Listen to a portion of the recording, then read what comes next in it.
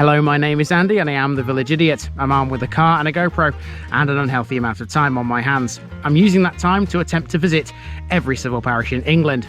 You're watching the West Lindsey series. This is one of the 9 districts of Lincolnshire and one of the county's most rural. It has 128 civil parishes. Let's see which one this episode's all about.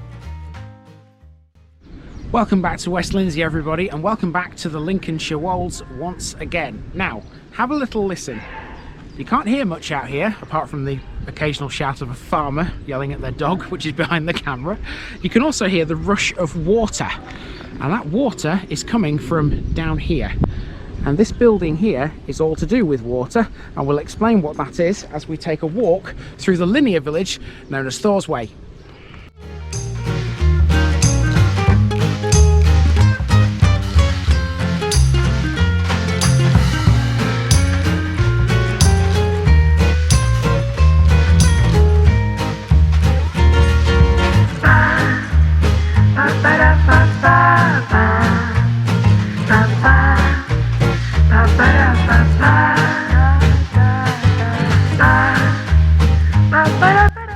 The West Lindsey series is sponsored by Gainsborough Cycles 01427 617 752. For all your cycling needs, this is your one-stop shop, located at 20 Ropery Road or online at gainsboroughcycles.com. There's a link in the description. Gainsborough Cycles, ask for Trevor Halstead.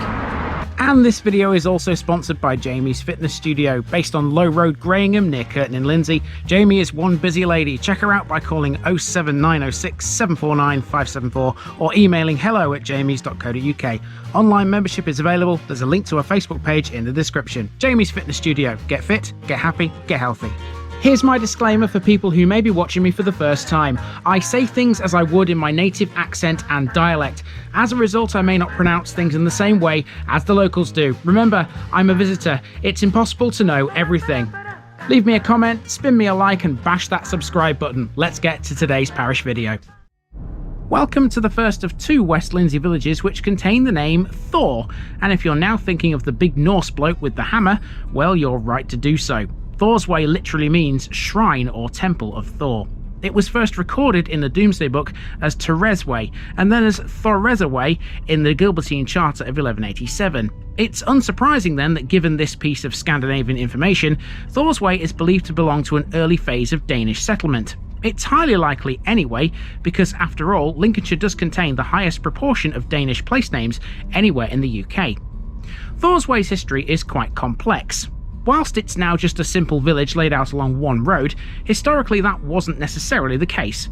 There are several patches of earthworks around the village indicating it was once much larger. Its decline in population is widely attributed to the Black Death. Perhaps the most interesting thing about Thoresweie would be its location. The Lincolnshire Wolds are mostly dry hills, but Thoresweie has plentiful springs.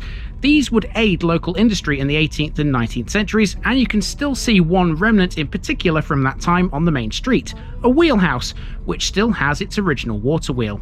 And the boundaries here also cover Croxby too, which we'll be journeying to later. Let's get moving, folks!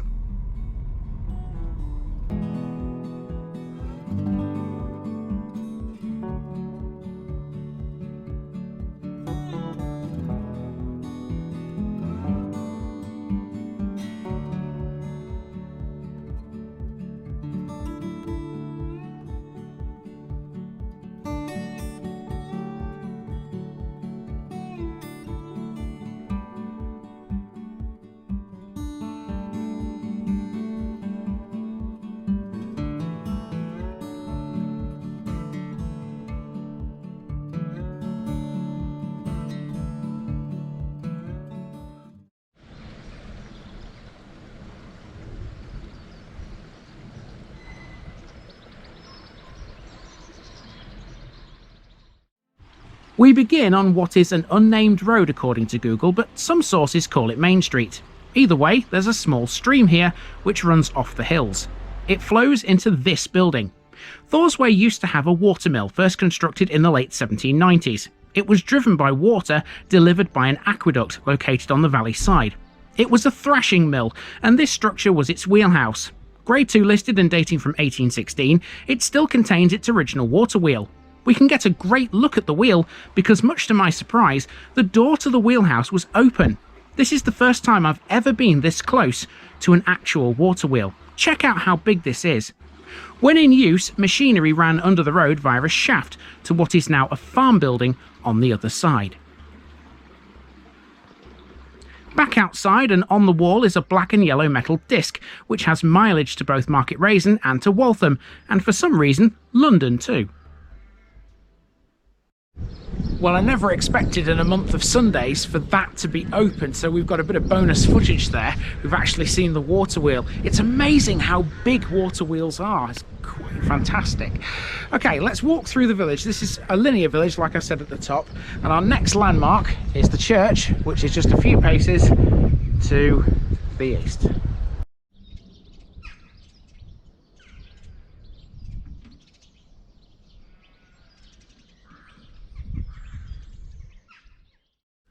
So this is St Mary's Church, which stands on a hill overlooking the road. This is made of yellow sandstone and was rebuilt by James Fowler of Louth in 1889. His rebuild incorporated the former arcade of its predecessor, which dated from the 13th century. The Norman arch from what was its original tower can be found on the west side of the building. These days, St Mary's has no tower, as it was taken down prior to 1879 for safety reasons. It does, though, have a clapperboard bellcote, which is unusual for Lincolnshire.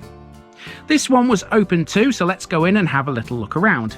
In here are several floor stones, one of which marked the grave of John de Gothmond, a former rector of this church. Here's the organ, looking dominating yet pretty resplendent at the same time. And the same can be said for this wording over this window, which reads, "The Lord is in the Holy Temple."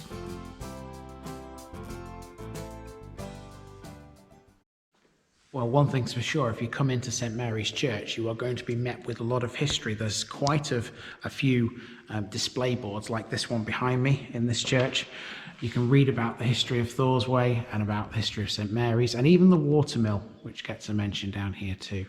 So yeah, well worth coming into. Lovely little church and lovely little village as well. And we've only seen a little bit of it so far. Let's head back out of the church and see what else we can find here.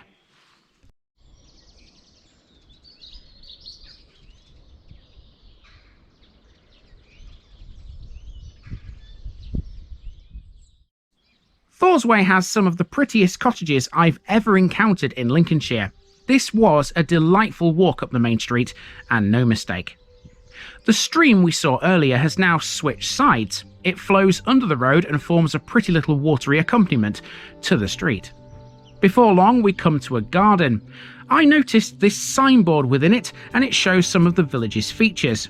Right in the middle is the water wheel, which I'm pointing out to you now. Under that, there's a small notice board, good enough for a TVI card. Mark it off, folks, Thoresweie is in the books. This is quite a pleasant little garden, and among its features there's a small pump and stone trough, and also a flagpole. There are also several benches, so I reckon this is a good place for ramblers to rest a while. No rest for the wicked though. I kept on walking, and once past the garden, there isn't a lot left to see. So little, in fact, that it wasn't worth beginning another section. Okay, we're almost at the end of the village, and because of that I'm just going to walk with the camera for the remainder of it. There's a few more things to see, including a phone box whose door is open, and there is a phone in there. As you can see, it still has its phone. Opposite this, there's a building which I reckon is an old school or something similar. There's a sign on that building over there, that might tell me.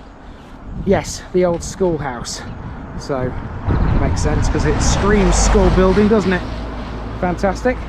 And as you get to the eastern end of the village, you come to like a little water feature. There's a pond of some description, which I think is in the grounds of a big house.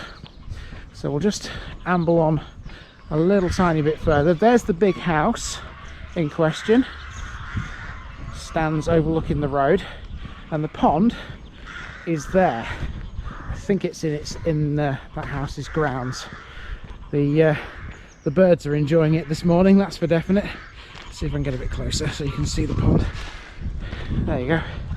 It's like a mere, isn't it? I know we're not in the East Yorkshire Wolds, but it's very similar to the meres that you find out in the East Riding. There's the house again.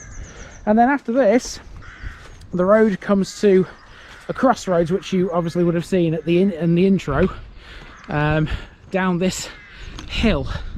I drove down this hill and then turned right into the village and then headed this way. So it's not a massive village, is it?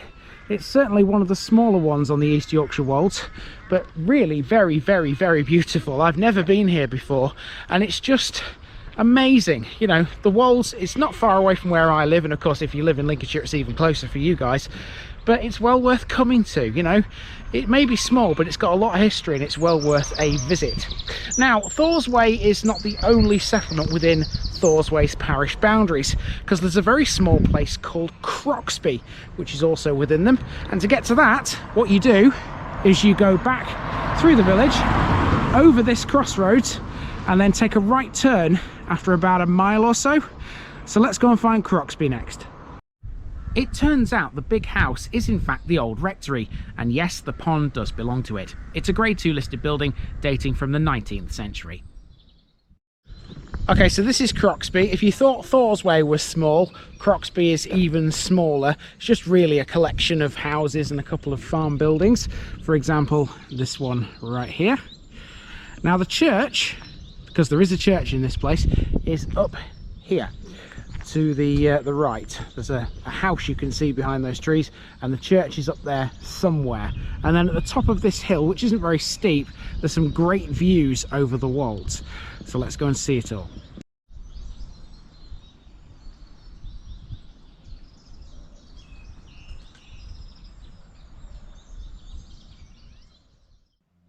Remember the stream which ran through the wheelhouse? Here it is again, a bit wider in Croxby.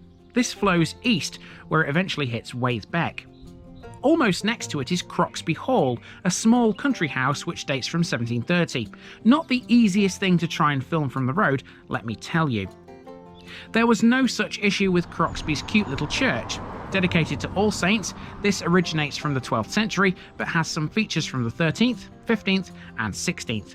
It was restored in the late 19th, and it's built of coursed ironstone rubble, ironstone ashlar and some brick. All Saints is the last remaining part of a now deserted medieval village, located mainly to the church's northeast. At the time of Domesday, Croxby had a population of 36.